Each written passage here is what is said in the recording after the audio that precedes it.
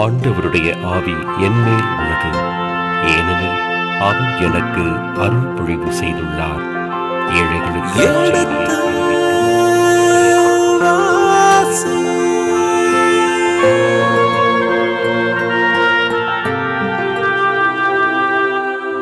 எடுத்து வாசி.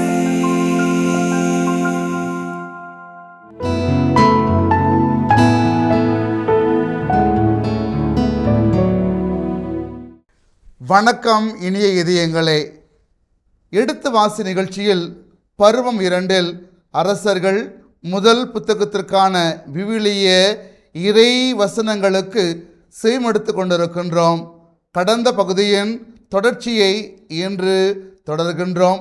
வாருங்கள், இந்த நிகழ்ச்சியை நமக்காக விளக்கங்களோடு தெளிவுபடுத்த இருக்கின்றவர் தந்தை ரேமன் ஜோசப் அவர்களை வரவேற்போம். வணக்கம் தந்தையே. வணக்கம்.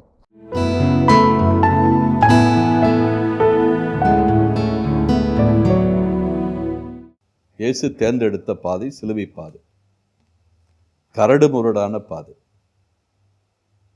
அவர் நல்ல தெளிந்த சுத்தமான பாதையை தேர்ந்தெடுக்கவில்லை. முட்களும் புற்களும் நிறைந்த தடைகள் நிறைந்த பாதையை தேர்ந்தெடுத்தார். ஆனால் தடைகள் நிறைந்த பாதையை ஆரம்பத்தில் தேர்ந்தெடுக்கும் போது நமக்கு கடினமாக இருக்கும். ஆனால் அந்த பாதையில் பயணம் செய்து விட்டோம் என்றால் நாம் சாதனையாளர்கள். நாம் வெற்றியாளர்கள். இயேசு ஒரு வெற்றியாளர், இயேசு சாதனையாளர். அவர் நமக்கு புதிய பாதை வகுத்து கொடுத்திருக்கிறார். கண்டிப்பா அந்த பாதையில் பயணம் செய்ததுனால அவருக்கு சிறப்பு. அவர் பாதையில் யார் பயணம் செய்கிறார்களோ அவர்களுக்கும் சிறப்பு. அந்த அடிப்படையில் தான் இந்த 2 பாதை. சாலமோனுக்கு முன்னால் 2 பாதை. அவன் எந்த பாதையை தேர்ந்தெடுக்க வேண்டும்? கடவுளுடைய பாதையா இல்லை மனிதருடைய பாதையா? இப்போ நேர்மறையான பாதை, இன்னொன்று எதிர்மறையான பாதை. இப்போ எதிர்மறையான பாதையில் என்னென்ன இருக்கிறது அதை பற்றி தொடர்ந்து நான் 7வது வசனம், நான் இஸ்ரேலருக்கு அளித்துள்ள நாட்டிலிருந்து அவர்களை விரட்டி விடுவேன். என் பெயர் விளங்க நான் புனிதமாக்கின இக்கோவிலை என் பார்வையில் இராதபடி தகர்த்து விடுவேன். ஆக நீங்கள் சரியான பாதையில் போகாவிட்டால், நீங்கள் வேறு வழியில் சென்றால், இந்த வேறு வழியில் செல்வது என்பது வேற்று தெய்வங்களை வழிபடுவது. அதான் இங்கே முக்கியம் சொல்லப்பட்டிருக்கிறது. வேற்று தெய்வங்களை வழிபடுவது. அந்த பாதை ரொம்ப அட்ராக்டிவாக இருக்கும். உங்களை அப்படியே ஈர்க்கிறது போல இருக்கும். கவர்ச்சியான பாதை, அப்படியே மின்மினி பூச்சி போல உங்களை கவர்ந்து இழுக்கக்கூடியது. மின்மினுக்கும் எங்கு பார்த்தாலும் சீரியல் லைட்டு போட்டு உங்களுக்கு அழகு தோரணங்கள் எல்லாம் உங்களை கவர்ந்து இழுக்கக்கூடிய பாதை. அந்த பாதை வேற்று தெய்வங்கள். அதில் தான் அவங்க மயங்கி போனாங்க. இஸ்ராயல் மக்கள் மயங்கி போனதுக்கு காரணம், இஸ்ராயலர்கள் பல தெய்வங்களை வழிபட ஆரம்பித்தார்கள். பாகால், அஷரே, 2மே பபிலோனிய கடவுள். ஆண் கடவுள், பெண் கடவுள். பாகால் என்பது ஆண் கடவுள், அஷரே என்பது பெண் கடவுள். பாகால் என்பது கல்தூன், அஷரே என்பது மரத்தூன். இதை வழிபட ஆரம்பித்தார்கள். அந்த வழிபடுதல் என்றால் அங்கே விபச்சாரம் செய்வதுதான். பாகால் வழிபாடும் அஷரே வழிபாடும் என்பது விபச்சாரம் தான். என்ன விபச்சாரம் என்றால், வழமை வழிபாடு என்று சொல்லி அங்கே இருக்கிற ஆண் விபச்சாரிகள் பெண் விபச்சாரிகளோடு இவர்கள் உறவு கொண்டால் தங்கள் வீட்டிலே ஆடு மாடு நிறையா வரும், தங்களுடைய விளைநிலங்களில் நல்ல வளர்ச்சி இருக்கும், வருமானம் வரும், நல்ல கதிர்கள் வரும் என்று இவர்கள் நம்பினார்கள். இதைத்தான் வழமை வழிபாடு என்று அவர்கள் சொன்னார்கள். பாகால் வழிபாடும் அஷ்ரே வழிபாடும் இது பபிலோனிகளுடைய வழிபாடு. இவங்க என்ன பண்ணாங்க? இஸ்ராயலர்கள் காலம் போக போக போக இவர்களுடைய யாவே வழிபாட்டையே பாகால் வழிபாடாக மாற்றினார். எந்த அளவுக்கு என்றால், சாலமோனுக்கு பிறகு, சாலமோன் காலத்திலேயே எருசலேம் கோவிலே பாகால் வழிபாட்டுக்குரிய தளமாக மாறிவிட்டது. அந்த அளவுக்கு கேவலமான ஒரு நிலைக்கு தள்ளப்பட்டு விட்டது. தாங்கள் யாருக்கு வழி செலுத்த யாவையை மறந்துவிட்டு அங்கே பாகாலை வழிபட தொடங்கினார்கள். இது மட்டுமல்ல, இன்னும் பல தெய்வங்கள் அவர்களுக்கு ஈர்க்கின்ற தெய்வங்களாக இருந்தன. உதாரணமாக மோபாபியருடைய தெய்வம் ஷெமோஷ் என்கின்ற தெய்வம், அவதையும் வழிபட்டான். சாலமோன் வழிபட்டான். அம்மோனியர்களுடைய தெய்வம் மொலேக் என்பது. ஆக இதெல்லாம் இஸ்ராயல் மக்களுக்கு கவர்ச்சி தெய்வங்கள். பாகால் மட்டுமல்ல, அஷரே மட்டுமல்ல, மொலேக், ஷெமோஷ் இவர்களெல்லாம் பல்வேறு தெய்வங்களாக இருந்து இவர்களை அப்படியே கவர்ந்து இழுத்தார்கள். இதுதான் வேற்று தெய்வ வழிபாடு. எனவே எச்சரிக்கிறார். முதல்ல நேர்மறையில் சொன்னவர் இப்போ எச்சரிக்கிறார். யாவே எச்சரிக்கிறார். என் பெயர் விளங்க நான் புனிதமாக்கின இந்த கோவிலை என் பார்வையில் இராதபடி தகர்த்து விடு. அப்படின்னு ஏதாவது செஞ்சீனா, பிற தெய்வங்களை வழிபட்டால் இந்த கோவில் நிலைத்து இருக்காது. அதாவது பின்னால் நடக்க போறத முன்னாலேயே சொல்றார். பின்னால் நடந்தது 586 நெபுகாத்நேசார் இந்த கோவிலை தகர்த்தெடுத்தான். இந்த கோவிலில் கல் நிற்காதபடி செய்தான். அதைத்தான் இதை ஒரு எச்சரிக்கையாக சொல்லுகிறார். உன்னை நான் கோவிலை மட்டும் நான் தவிர்க்க மாட்டேன், அந்நியருடைய நாட்டுக்கு உன்னை விரட்டி அடிப்பேன். எக்ஸைல், நாடு கடத்தலும் நடக்கும். அப்பொழுது இஸ்ராயேல் மற்றெல்லா மக்களினங்களிடையே ஒரு பழமொழியாகவும் ஒரு பழிச்சொல்லாகவும் அமையும். இஸ்ராயேல் எந்த அளவுக்கு பேரே எப்படி என்ன ஆகும்னா பழிச்சொல்லாக மாறும். இஸ்ரேலா, அந்த இனம் மோசமான இனம் என்று ஒரு பழமொழியாகவும் பழிச்சொல்லம். அப்போ ஒரு கெட்ட நாட்டிற்கு எதை அவர்கள் உதாரணமாக சொல்லுவார்கள்? அழிந்து போன நாட்டுக்கு எதை உதாரணமாக சொல்லுவார்கள்? இஸ்ரேலை உதாரணமாக சொல்லுவார்கள் என்று கடுமையான எச்சரிக்கையாக அது இருக்கிறது. 8வது வசனம், இக்கோயில் இடிந்த கற்குவியல் ஆகும். நாடு கடத்தல் மட்டுமல்ல, இந்த கோயில் கற்குவியல் ஆகும். 2 அரசர்கள் புத்தகம் 25:9 இதான் நடந்தது. அந்த கோயில் தரைமட்டமாக்கப்பட்டது என்பதை, நெபுகாத்நேசார் எப்படி தரைமட்டமாக்கினான் என்பதை இந்த சொல் வழக்கு சுட்டி காட்டுகிறது. 2 குறிப்பேடு 36:19 இதைத்தான் சொல்லுகிறது. இந்த கோவில் தரைமட்டமாக்கப்பட்டதை, நெபுகாத்நேசாருடைய அந்த படையெடுப்பின் போது அழிந்ததை இது சுட்டி காட்டுகிறது. இஸ்ராயல் சாபமாக மட்டுமல்ல, இழி சொல்லாக இருப்பது மட்டுமல்ல, கோவிலே இடிந்த கற்குவியலாக மாறிவிடும். அதை கடந்து செல்லும் எவரும் வியப்படைவர். சீழ்கை அடித்து இகழ்ச்சியாக பேசி, ஆண்டவர் இந்த நாட்டுக்கும் கோவிலுக்கும் இப்படி செய்தது ஏன் என்று கேள்வி கேட்பார்கள். அதாவது அந்த அளவுக்கு கேவலமான நாடாக, நகராக எருசலேம் மாறும். இஸ்ராயல் மக்களுடைய நாடும் மாறும். அடுத்தவங்களாம் ஏன் இப்படி ஆச்சுன்னு சொல்லிட்டு கேட்கிற அளவுக்கு நக்கலாக, கடவுளையே தூத்துகிறவராக, உங்கள் கடவுள் இப்படி செய்து விட்டாரே, உங்கள் கடவுளுக்கு வலிமை இல்லையே, உங்களை எல்லாம் கைவிட்டு விட்டாரே, நீங்கள் அழிந்து போய்விட்டீர்களே என்று கேவலமாக பேசுகின்ற அளவுக்கு நிலைகள் மாறும்.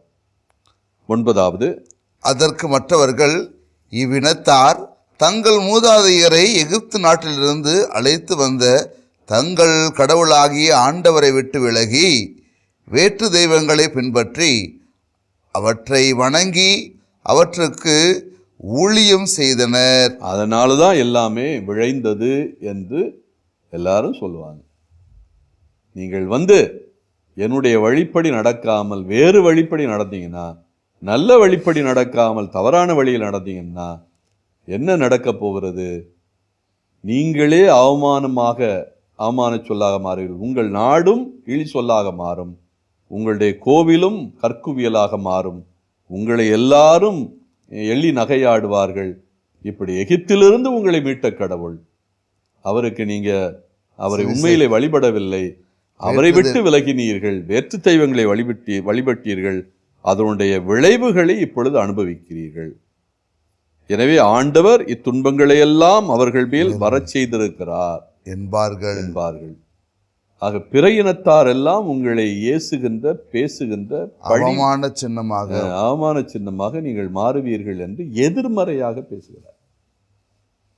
அதாவது நேர்மறையாக கருத்து சொன்னவர், நீ வாழணும், நீ நல்லா சிறப்பாக இருப்ப, உனக்கு எல்லா புகழும் வரும், பெருமை வரும், நீ சீரோடு இருப்பாய், சிறப்போடு இருப்பாய் என்று சொல்லிவிட்டு, அப்படி நீ என்னுடைய வழியில் நடக்காவிட்டால், வேற்று வழியில் போனால், வேற்று தெய்வங்களை வழிபட்டால் உனக்கு என்னென்ன தீமைகள் எல்லாம் நேரும் என்று மிக அருமையாக யாவே சாலமோனை சந்திப்பதின் வழியாக மீண்டும் சாலமோன் யாவே காட்சி பெறுகின்ற அந்த நேரத்தில் இந்த 9 வசனங்களிலே முதலில் நேர்மறையாகவும் பிறகு எதிர்மறையாகவும் சொல்லி சாலமோனுக்கு 2 வழிகளை திறந்து வைக்கிறார். நீ நல்ல வழியில போறியா, தீய வழியில போறியா? 2 வழி உனக்கு முன்னால் இருக்கு. இணைச்சட்டம் அதான் சொன்னது இஸ்ராயல் மக்களுக்கு. 2 உங்களுக்கு முன்னால் இருக்கிறது, நல்லதும் கெட்டதும் இருக்கிறது, வாழ்வும் சாவும் இருக்கிறது. உங்களுக்கு வாழ்வு வேண்டுமா, சாவு வேண்டுமா? இதை தேர்ந்தெடுக்க வேண்டிய பொறுப்பு உங்களுக்கு இருக்கிறது. மோசே அதான் கடைசியா தன்னுடைய பிரியாவிடை செய்தியாக சொல்லுவார், உங்களுக்கு முன்னால் 2 வைக்கப்பட்டு இருக்கிறது, நன்மையும் தீமையும், சாவும் வாழ்வும். சாவு வேண்டுமென்றால் சாவை எடுத்துக்கொள்ளுங்கள், வாழ்வு வேண்டுமென்றால் வாழ்வை எடுத்துக்கொள்ளுங்கள். சாலமோனுக்கும் அதே செய்தி தான். உனக்கு வாழ்வு வேண்டுமா, சாவு வேண்டுமா?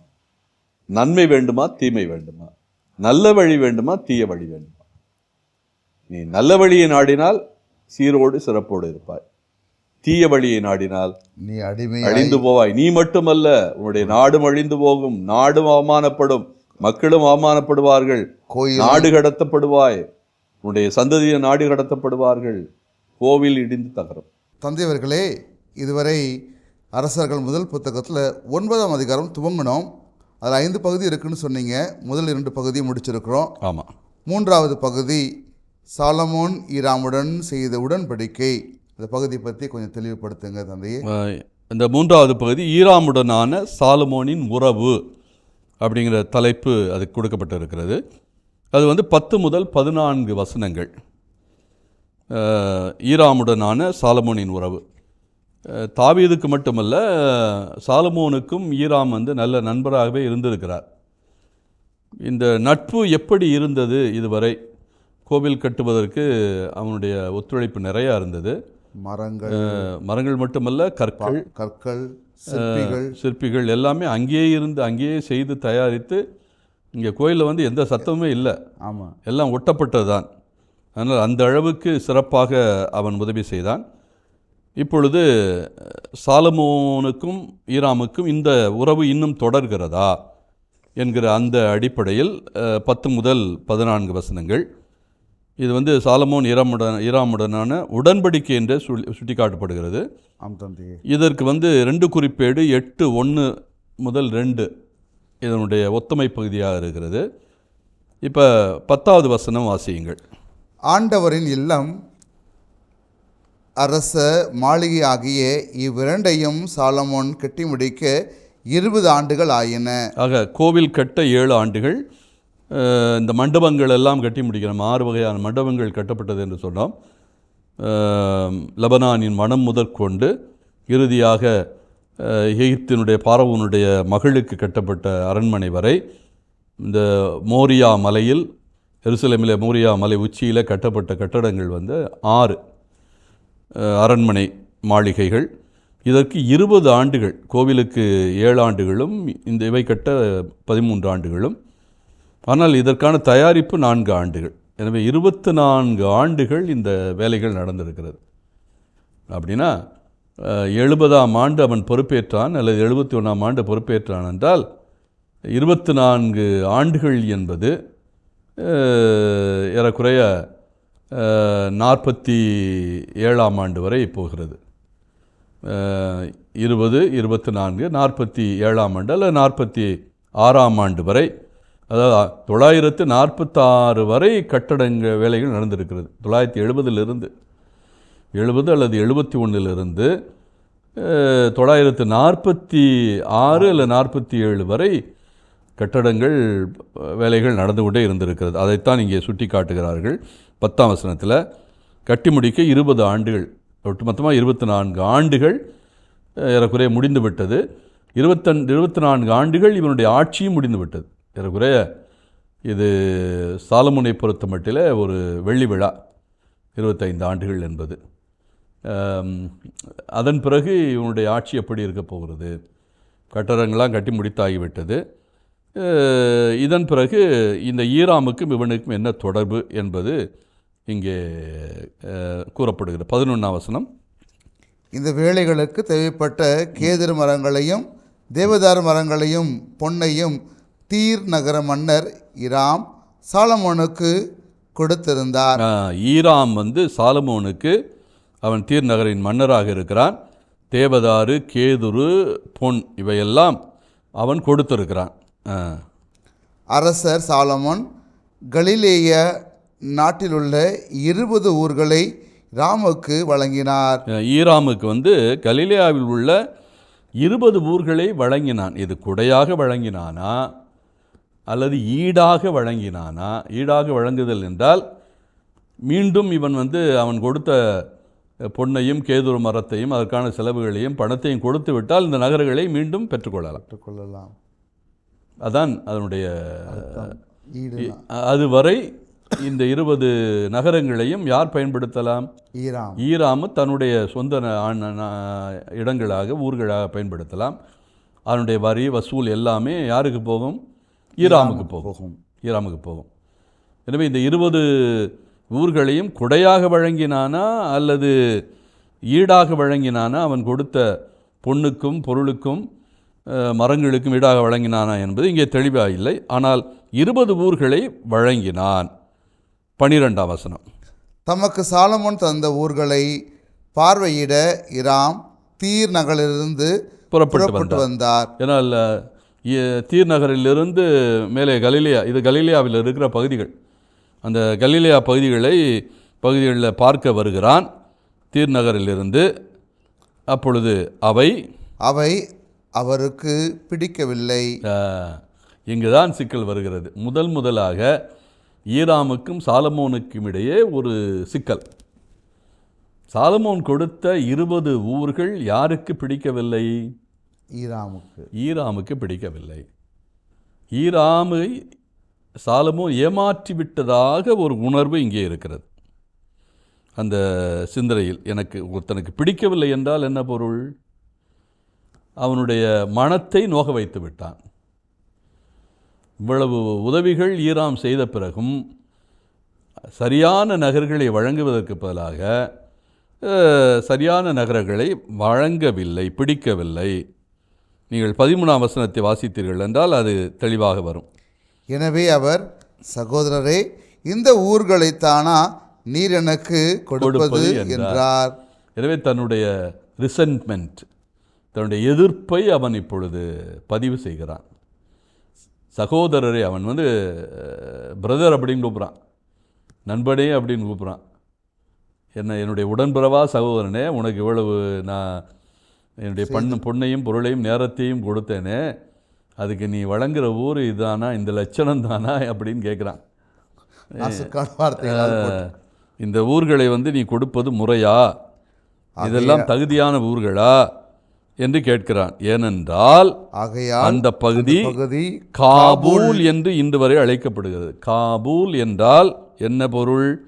கீழே அதனுடைய பொருள் கொடுக்கப்பட்டு இருக்கிறது. எபிரேயத்தில் பொட்டல் நிலம் என்பது பொருள். 9:13 எபிரேயத்தில் அதனுடைய பொருள் என்ன? பொட்டல் நிலம். அப்போ விளை நிலத்தை கொடுக்காமல், பலன் தருகின்ற நிலத்தை கொடுக்காமல் என்றால் கலிலேயா பகுதி என்பது வளமான பகுதி.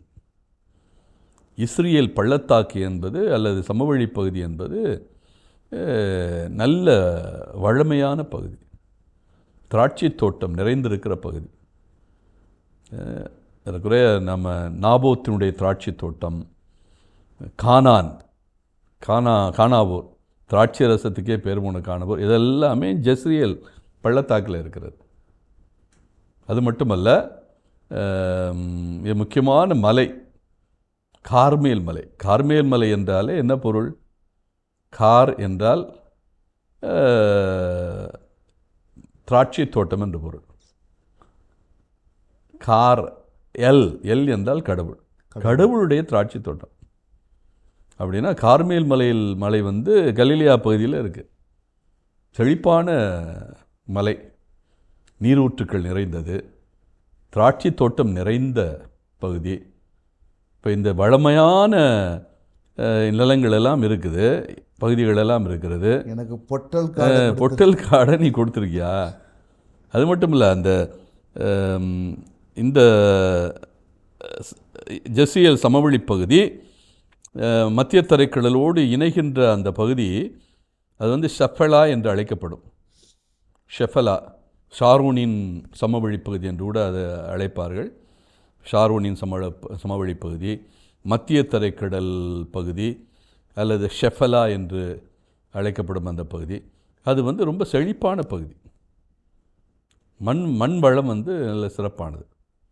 அது இப்படி நல்ல இடங்களெல்லாம் இருக்கின்ற போது கலிலியா பகுதிகள் எல்லாமே பசுமையான பகுதிகள். அதில் நீ பொட்டல் நிலத்தை எனக்கு கொடுத்துருக்கிறாயே, இவ்வளவு செழிப்பான பகுதியில் ஒன்று இருக்கின்ற போது நீ அதுவற்றில் ஒன்றில் எனக்கு கொடுக்காமல் நீ வந்து பொட்டல் காட்டை எனக்கு கொடுத்துருக்கிறாரே என்கிற தன்னுடைய ஆதங்கத்தை அல்லது தன்னுடைய எதிர்ப்பை பதிவு செய்கிறார் ஈராம். 14ஆம் வசனம்.